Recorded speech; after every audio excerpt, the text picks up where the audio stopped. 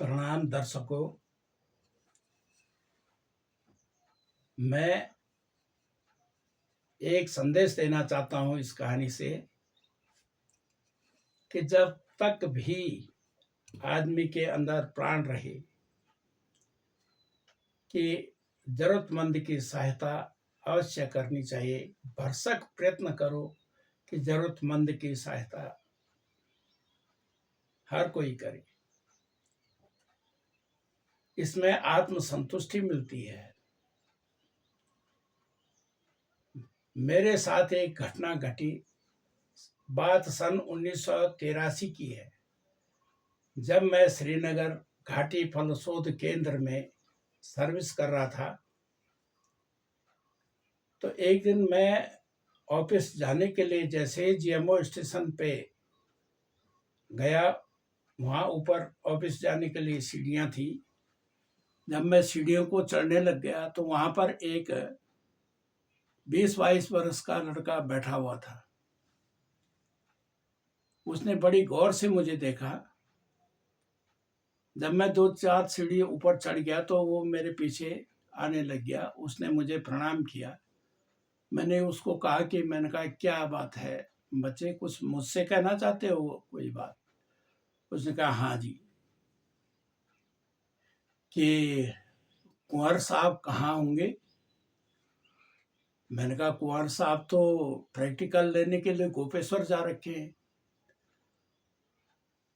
कि तुम क्यों ढूंढ रहे हो उनको?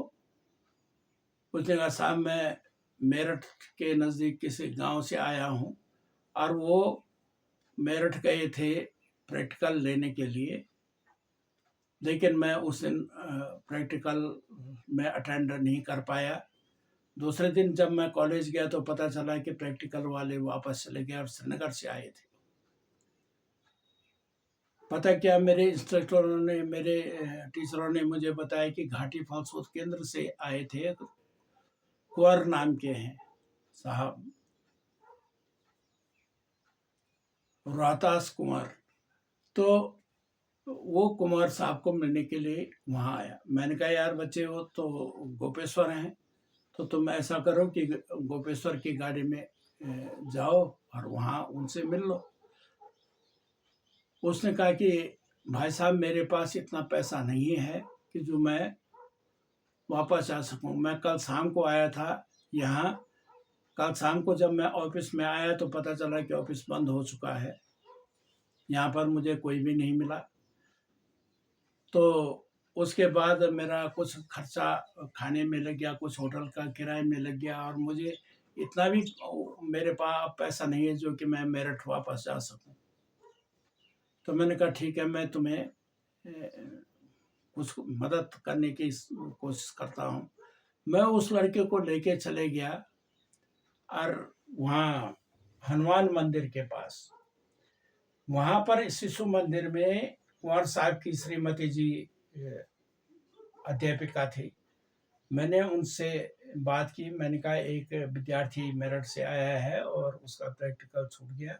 उस साहब को ढूंढते ढूंढते यहाँ आया है, गरीब परिवार का है, और आप ज़रा साहब से पूछ लीजिए कि इसका क्या करना है।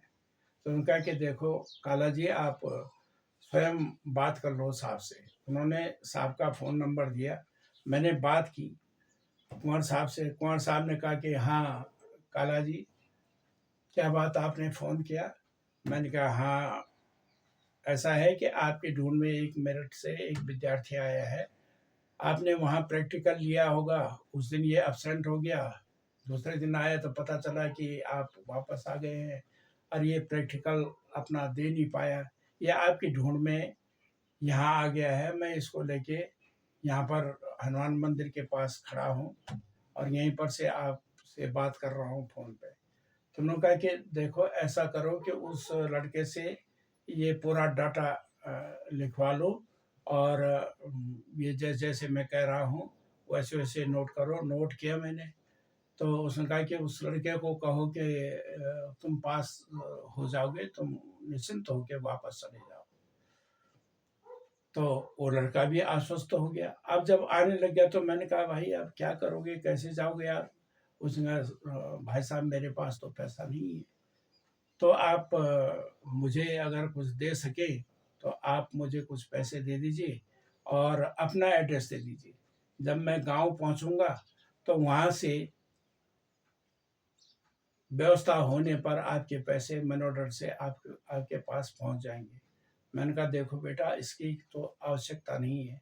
चलो, मैं उसको ले गया, ऋषिकेश की बस में बिठाया। उसको किराए के 300 रुपये दिए मैंने कहा ये 300 रुपये अपने पास रखो, और ये तो किराए के हो गए आपके मेरठ तक का, और 200 रुपया अलग से उसको दिए कि लो ये तुम्हारे रास्ते में खाना पीना जो भी खाओगे तो ये तुम्हारे मेरठ तक का भोजन का हो जाएगा।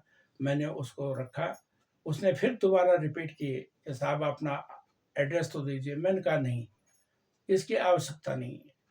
भगवान करे तुम बहुत अच्छी तरह से नंबरों से पास हो, और जब तुम नौकरी पे लग जाओगे तो ये समझना है कि मुझे भी ऐसे ही किसी ज़रूरतमंद की सहायता करनी है। जिस दिन आप किसी ज़रूरतमंद की सहायता कर दोगे तो मुझे अपना पारितोषिक मिल जाएगा। जो तुमने मुझे वापस देने हैं पैसे, ये मैं समझूंगा कि मुझे वापस मिल गए। तो आप अपने बिल्कुल इस चिंता से मुक्त हो जाओगे। तुम चले जाओ आराम से बैठ के। उसने मेरे पाँव में सेवा लगाई, बस में बैठा और ऋषिकेश चले गया। इसलिए मैं कहता हूँ कि जब तक आप हैं, कहीं पर भी ज़रूरतमंद की सहायता अवश्य कर दीजिए। भगवान आपकी सहायता करेगा।